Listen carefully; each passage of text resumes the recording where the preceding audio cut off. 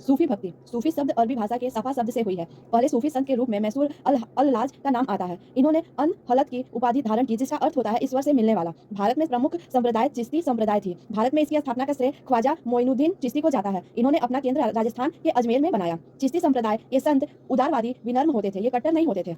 चिश्ती के गुरु उस्मान हासनी थे। चिश्ती के सबसे प्रिय शिष्य ख्वाजा बेख्तार काकी थे। बेख्तार काकी के शिष्य बाबा फरीद तथा कुतुबुद्दीन ऐबक थे। बाबा फरीद के उपदेशों को गुरु ग्रंथ साहिब में भी रखा गया है। बाबा फरीद के सबसे प्रिय शिष्य निजामुद्दीन औलिया थे। ये 7 सुल्तानों का काल देखे थे।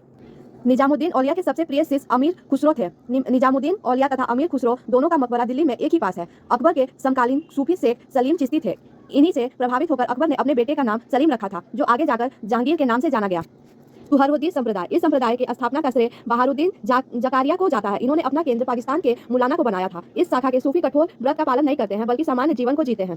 फिरदौसी संप्रदाय। इस संप्रदाय के स्थापना का श्रेय याह्या मनेरी को जाता है। इन्होंने अपना केंद्र बिहार के मनेर शरीफ दानापुर को बनाया। बिहार में सबसे प्रचलित फिरदौसी संप्रदाय थी।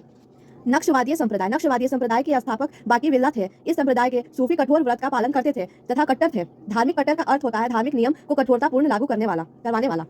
कादिरिया संप्रदाय। इस संप्रदाय के संस्थापक शिष्य अब्दुल कादिरुल जिलानी सैयद लिहाल थे। इन्होंने अपना केंद्र इराक के बगदाद में बनाया था। नोट: पाकिस्तान के परमाणु कार्यक्रम के जनक अब्दुल कादिर को कहा जाता है, जो सूफी ना होकर एक परमाणु वैज्ञानिक थे। कट्टर: वैसे लोग जो नियमों की सख्ती से पालन करते हैं कट्टर कहलाते हैं।